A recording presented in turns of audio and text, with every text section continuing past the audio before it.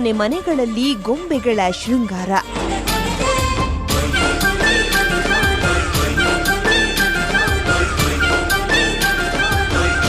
ಗೊಂಬೆ ಹಬ್ಬದ ಸಡಗರಕ್ಕೆ ಸುವರ್ಣ ನ್ಯೂಸ್ ಉಡುಗೊರೆ.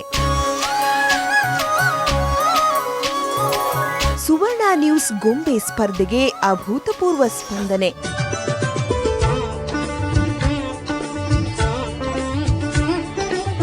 ಎರಡು 2014 ಸುವರ್ಣ ದಸರಾ ಗೊಂಬೆ ಸ್ಪರ್ಧೆಯಲ್ಲಿ ಪ್ರಶಸ್ತಿ ಯಾರ ಮುಡಿಗೆ?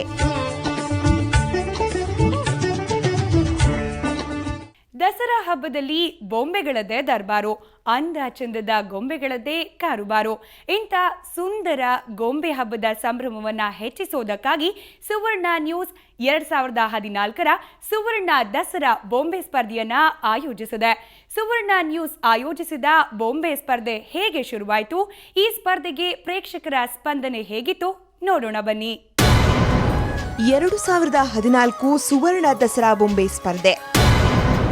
ಸೆಪ್ಟೆಂಬರ್ 15ಕ್ಕೆ ಸ್ಪರ್ಧೆಯ ಘೋಷಣೆ. ಪ್ರೇಕ್ಷಕರಿಂದ ವ್ಯಕ್ತವಾಯಿತು ಅಭೂತಪೂರ್ವ ಸ್ಪಂದನೆ. ಗೊಂಬೆಗಳು ನವರಾತ್ರಿ ಹಬ್ಬದ ವಿಶೇಷ. ಮನೆ ಮನೆಗಳಲ್ಲಿ ಸೃಜನಶೀಲತೆಯ ಸಂಭ್ರಮ ಹೆಚ್ಚಿಸೋ ಗೊಂಬೆ ಹಬ್ಬಕ್ಕೆ ಇನ್ನಷ್ಟು ಮೆರುಗು ನೀಡೋದು ಸುವರ್ಣ ನ್ಯೂಸ್ ಉದ್ದೇಶ. ಹೀಗಾಗಿ ದಸರಾ ಶುರುವಾಗೋಕೆ 10 ದಿನಗಳು ಇರುವಾಗಲೇ ಸುವರ್ಣ ನ್ಯೂಸ್ನಲ್ಲಿ ರೂಪುಗೊಂಡಿತು ಸುವರ್ಣ ದಸರಾ ಬೊಂಬೆ ಸ್ಪರ್ಧೆಯ ರೂಪುರೇಷೆ. ಸ್ಪರ್ಧೆ ಘೋಷಣೆಯಾಗ್ತಾ ಇದ್ದಂತೆ ನಮ್ಮ ಪ್ರೇಕ್ಷಕರಿಂದ ವ್ಯಕ್ತವಾಯಿತು ಅಭೂತಪೂರ್ವ ಸ್ಪಂದನೆ.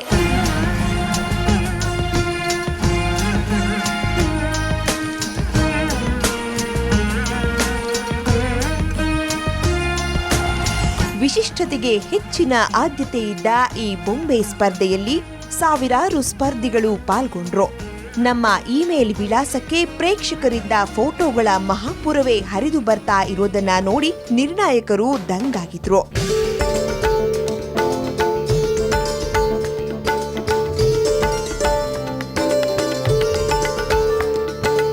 ಮುಖ್ಯವಾಗಿ ನಮಗೆ ಫೋಟೋಗಳು ಬಂದಿದ್ದು ಬೆಂಗಳೂರು, ಮೈಸೂರು ಸುತ್ತಮುತ್ತಲಿನ 4 ಜಿಲ್ಲೆಗಳ ಪ್ರೇಕ್ಷಕರಿಂದ. ಚಿಕ್ಕಮಗಳೂರು, ಕೋಲಾರದಿಂದಲೂ ಕೆಲ ಸ್ಪರ್ಧಿಗಳು ಕಳಿಸಿದ ಫೋಟೋಗಳು ಕೂಡ ನಮ್ಮ ಇನ್ಬಾಕ್ಸ್ನಲ್ಲಿ ತುಂಬಿಕೊಂಡ್ವು. ಅಂದಹಾಗೆ ದಸರೆಯಲ್ಲಿ ಈ ಗೊಂಬೆ ಸಂಪ್ರದಾಯ ಇರುವುದಕ್ಕೂ ಒಂದು ವಿಶಿಷ್ಟ ಹಿನ್ನೆಲೆ ಇದೆ. ಮೊದಲನೇದಾಗಿ ನವರಾತ್ರಿಯಲ್ಲಿ ಗೊಂಬೆ ಕೂರಿಸ್ತಕ್ಕಂಥದ್ದು ಅನ್ನುವಂಥದ್ದೇನಿದೆ, ನವರಾತ್ರಿ ಹಬ್ಬದ ಆಚರಣೆಯನ್ನು ನಾವು ದುರ್ಗಾ ಪೂಜೆ ಅಂತ ಮಾಡ್ತೀವಿ. ಈ ದುರ್ಗಾ ಪೂಜೆ ಅಂದರೆ 9 ದಿವಸವೂ ಸಹ ನವದುರ್ಗಿಯರ ಆರಾಧನೆ ಅಂತಕ್ಕಂಥದ್ದು ಈ ನವರಾತ್ರಿಯಲ್ಲಿ ನಡೆಯುವಂಥದ್ದು. ನಮ್ಮಲ್ಲಿ ವಿಶೇಷವಾಗಿ ಚಿಕ್ಕ ಮಕ್ಕಳನ್ನು, ಅಂದರೆ ಸುಮಾರು 12 ವರ್ಷ ಒಳಗಿನ ವಯಸ್ಸಿನ ಮಕ್ಕಳನ್ನು, ಹೆಣ್ಣು ಮಕ್ಕಳನ್ನು ದುರ್ಗಾ ಸ್ವರೂಪದಲ್ಲಿ ಪೂಜಿಸ್ತಕ್ಕಂಥ ಪದ್ಧತಿ ಕೂಡ ಇದೆ. ಈ ನವರಾತ್ರಿಯ ಸಂದರ್ಭದಲ್ಲಿ ಮಾಡ್ತಕ್ಕಂಥ ವಿಶೇಷವಾದ ಒಂದು ಆಚರಣೆ ಇದು. ಈ ಸಂದರ್ಭದಲ್ಲಿ ಆ ಮಕ್ಕಳಿಗೆ ಪ್ರಿಯವಾದಂಥ ವಸ್ತುಗಳನ್ನು ಕೊಡ್ತಕ್ಕಂಥದ್ದೇನಿದೆ, ಇದಕ್ಕೆ ಸಂಬಂಧಪಟ್ಟು ಗೊಂಬೆ ಕೂರಿಸ್ತಕ್ಕಂಥ ಒಂದು ಪದ್ಧತಿ, ಅದರಲ್ಲೂ ವಿಶೇಷವಾಗಿ ಈ ಮೈಸೂರು ಪ್ರಾಂತ್ಯದಲ್ಲಿ ಪ್ರಧಾನವಾಗಿ ಮೊಟ್ಟ ಮೊದಲು ಪ್ರಾರಂಭ ಆಯಿತು ಅಂತ ಸ್ವಲ್ಪ ಮಟ್ಟಿಗೆ ತಿಳಿದು ಬರ್ತದೆ. ಇಂಥ ಜಾನಪದೀಯ ಹಿನ್ನೆಲೆಯ ಸುಂದರ ಸಂಪ್ರದಾಯಕ್ಕೆ ಇನ್ನಷ್ಟು ಹುರುಪು ನೀಡುವುದಕ್ಕಾಗಿ ಆಯೋಜಿಸಿದ ನಮ್ಮ ಸ್ಪರ್ಧೆಯಲ್ಲಿ ಪ್ರೇಕ್ಷಕರಿಂದ ಬಂದ ಗೊಂಬೆ ಫೋಟೋಗಳು ಒಂದಕ್ಕಿಂತ ಒಂದು ಕಲರ್ಫುಲ್, ಒಂದಕ್ಕಿಂತ ಒಂದು ವಿಭಿನ್ನ.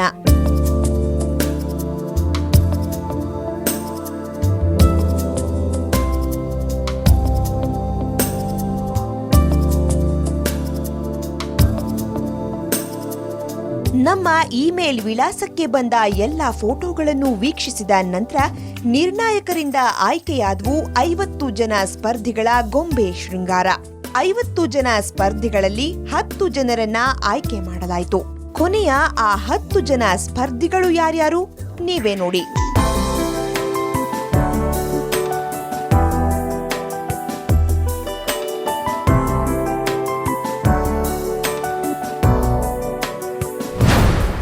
Doctor Venkataramana Hegde, Vijayanagar, Bengaluru. Vijayakanth, JP Nagar, Mysuru. Kamala Rajan, Malleshwaram, Bengaluru. Kaushika Ramaswamy, Katriguppe, Bengaluru. Aparna Achar, ISRO layout, Bengaluru. HP Manjunath, Kumaraswamy ಬಡಾವಣೆ, ಬೆಂಗಳೂರು.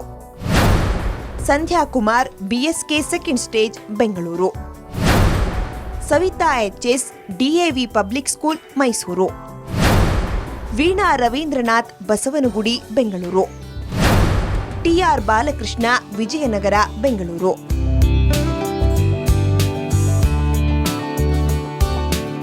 ಈ 10 ಜನ ಸ್ಪರ್ಧಿಗಳಲ್ಲಿ ಕೇವಲ 3 ಮಾತ್ರ ಆಯ್ಕೆ ಮಾಡುವ ಸವಾಲು ಇತ್ತು ನಮ್ಮ ಮುಂದೆ.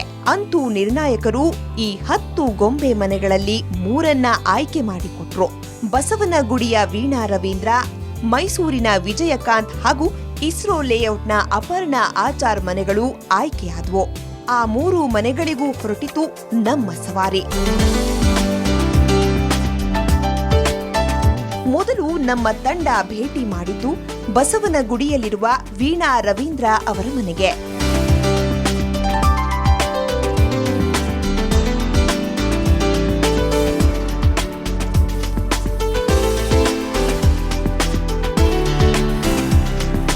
ಅಲ್ಲಿ ಬರೀ ಗೊಂಬೆಗಳಿಲ್ಲ, ರಾಮಾಯಣದ ಕಥೆಗಳನ್ನ ಹೇಳುವ ಸನ್ನಿವೇಶಗಳಿವೆ.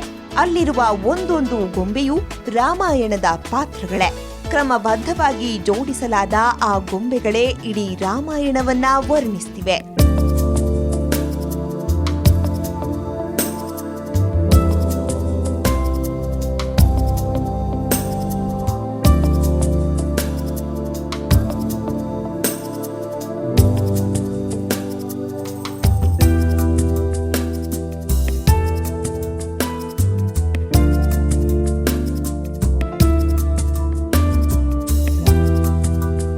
ಮಹಾವಿಷ್ಣು ರಾಮನ ಅವತಾರವೆತ್ತಿ ಭೂಮಿಗೆ ಬರುವ ಸನ್ನಿವೇಶದಿಂದ ಹಿಡಿದು ಅಯೋಧ್ಯೆಯಲ್ಲಿ ಶ್ರೀರಾಮನ ಪಟ್ಟಾಭಿಷೇಕವಾಗುವವರೆಗಿನ ಎಲ್ಲಾ ಸನ್ನಿವೇಶಗಳು ವೀಣಾ ಮನೆಯಲ್ಲಿ ಮೇಳೈಸಿವೆ. ಶ್ರೀರಾಮ ಲಕ್ಷ್ಮಣ ಭರತ ಶತ್ರುಘ್ನರ ಜನ್ಮ, ಶ್ರೀರಾಮ ಸೀತಾ ಕಲ್ಯಾಣ, ರಾಮ ಲಕ್ಷ್ಮಣ ಸೀತೆಯರ ವನವಾಸ, ಸೀತಾಪಹರಣ, ರಾಮ ಸುಗ್ರೀವರ ಭೇಟಿ, ರಾವಣ ಸಂಹಾರ, ಹೀಗೆ ರಾಮಾಯಣದ ಪೂರ್ತಿ ಕಥೆಯನ್ನೇ ಕಟ್ಟಿಕೊಡುತ್ತವೆ ಈ ಗೊಂಬೆಗಳು.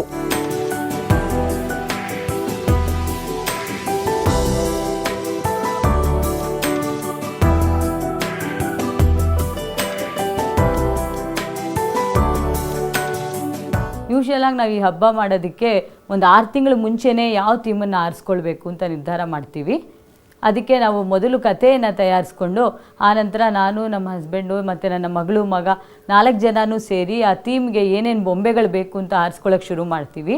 ನಾವು ಯಾವುದೇ ಪ್ರೇಕ್ಷಣೀಯ ಸ್ಥಳಗಳಿಗೆ ಊರಿಗೆ ಹೋದರೆ ಅಲ್ಲಿ ದಸರಾ ಹಬ್ಬಕ್ಕೆ ಬೇಕಾದ ಬೊಂಬೆಗಳನ್ನೇ ಆರಿಸ್ಕೊಳ್ತಾ ಇರ್ತೀವಿ. ಪ್ರತಿಯೊಂದು ಸನ್ನಿವೇಶವನ್ನು ನೋಡ್ತಾ ಹೋದ್ರೆ 10 ನಿಮಿಷಗಳಲ್ಲಿ ಇಡೀ ರಾಮಾಯಣವನ್ನೇ ದೃಶ್ಯ ರೂಪದಲ್ಲಿ ನೋಡಬಹುದು ನಾವು. ಅಷ್ಟು ಸ್ಪಷ್ಟವಾಗಿದೆ ಈ ಬೊಂಬೆಯ ಜೋಡಣೆ.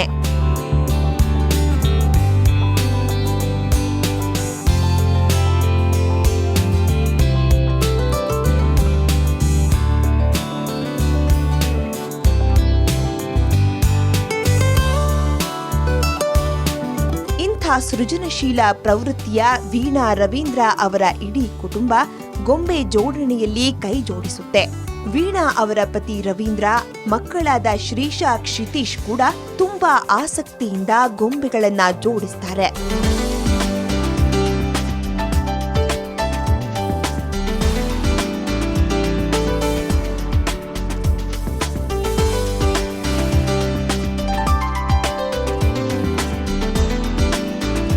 ಇವರ ಮನೆಯ ಗೊಂಬೆ ಜೋಡಣೆಯಲ್ಲಿ ನಾವು ಕಂಡಿದ್ದು ಸ್ಪಷ್ಟತೆಯನ್ನ, ವಾಲ್ಮೀಕಿ ರಾಮಾಯಣದ ದರ್ಶನವನ್ನೇ ಮಾಡಿಸುವ ನಿರ್ದಿಷ್ಟತೆಯನ್ನ.